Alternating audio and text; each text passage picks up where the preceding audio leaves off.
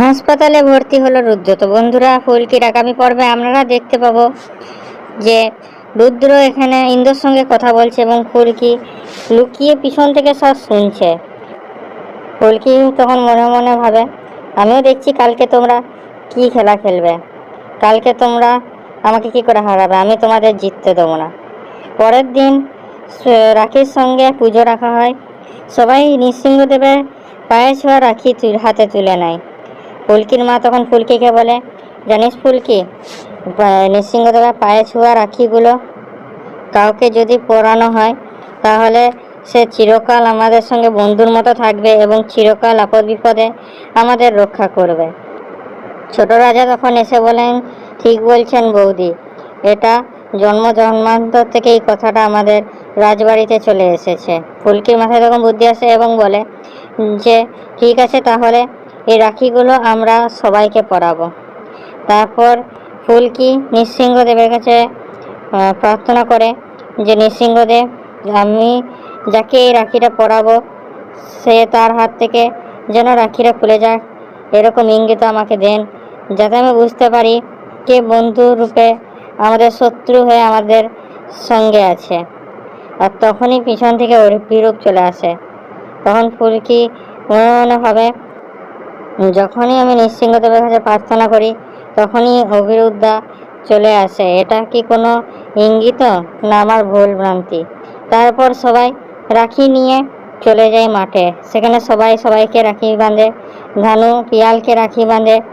অন্যদিকে ফুলকি রাখি নিয়ে লাবণ্য ধানুর কাছে এসে বলে যে তোমরাই আমার বন্ধু এবং আপদ বিপদে আমার সঙ্গে থেকেছ এবং তুমি আমার জন্য ভাই এবং তোমরাই হচ্ছ আমার বন্ধু বলে তাদেরকে রাখি পরে তাদেরকে জড়িয়ে ধরে।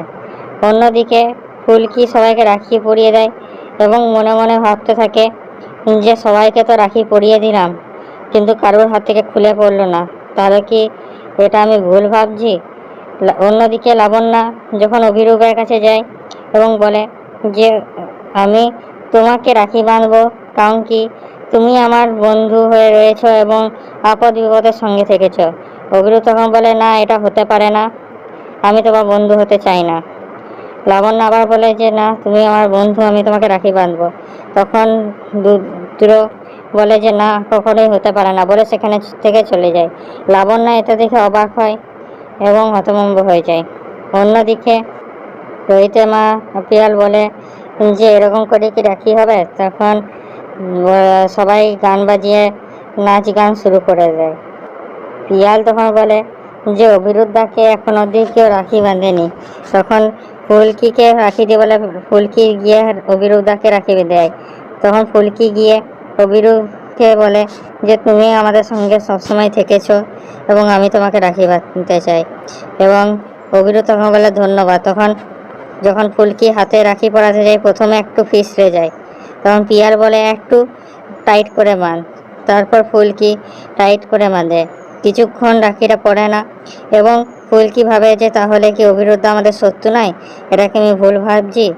তখনই অভিরূপের হাত থেকে রাখিটা খুলে পড়ে এবং ফুলকি সেটা ধরে নেয়।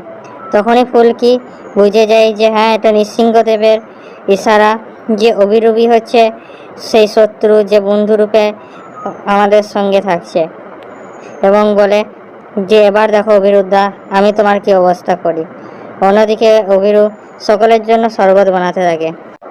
ফুলকিরা অভিরূপের কাছে গিয়ে পৌঁছায়। অভিরূপ তখন বলে যে তোমরা ক্লান্ত হয়ে গেছো, তোমরা অপেক্ষা করো, আমি তোমাদের জন্য শরবত বানাচ্ছি। শরবত বানিয়ে দিলে ফুলকি তখন অভিরূপকে বলে যে শরবতে কিছু মেশানো নেই তো? তখন অভিরূপ বলে এটা তুমি কি বলছো? তখন ফুলকি বলে যে এটাই বলছি যে শরবতে কিছু মেশানো নেই তো। তখন অভিরূপ মাথায় মাথায় ভাবে যে আমাকে ধরা পড়লে হবে না কোনোভাবেই। তখন লাবণ্য বলে যে আমি শরবতটা খেয়ে দেখছি। রোহিত তখন এসে বলে যে না, শরবতটা খাওয়ার দরকার নেই, আমি ল্যাব থেকে লোক ডাকছি এবং তারা টেস্ট করে দেবে। কিন্তু ফুলকি তুমি বলো তো তোমার এরকম সন্দেহ কেন মনে হলো? তখন ফুলকি বলে যে সুনন্দা দেবী ঘটনার পর থেকে আমি প্রচুর সতর্ক এবং অনেক যাচাই বাছাই করছি, এবং তার উপর আমার আর দিদি ভাই আর অভিরুদ্ধা ছাড়া কেউ ওই পায়ের সম্পর্কে জানতো না, তাহলে কি করে এটা হলো? অত ল্যাব থেকে লোক ডাকতে হবে না, কারণ কি ল্যাব থেকে এখন যদি আসে তাহলে কালকে রিপোর্ট পাবো, অনেক সময় লেগে যাবে। ওর থেকে অভিরুদ্ধা নিজেই খেয়ে দেখিয়ে দিক, কিছু না মেশানো থাকলে কিছুই হবে না, অভিরুদ্ধা আরামসে খেয়ে নিতে পারবে।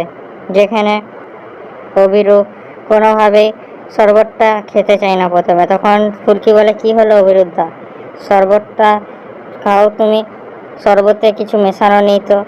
তখন রুদ্র মনে মনে ভাবে কি আর হবে, শরবতটা খেলে একটু অসুস্থ হয়ে যাবো, হসপিটালে চলে যাবো এবং বলে দেবো যে অন্য কেউ শরবতে কিছু মিশিয়ে দিয়েছে, বলে শরবতটা খেয়ে নেয়।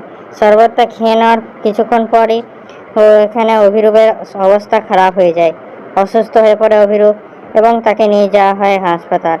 এখানেই ফুলকি পুরি বুঝে নেয় যে অভিরূপ শরবতে কিছু মিশিয়ে নিয়েছিল। তো কী লাগছে বন্ধুরা, অভিরূপই রুদ্র সেটা সবাই কি জানতে পারবে?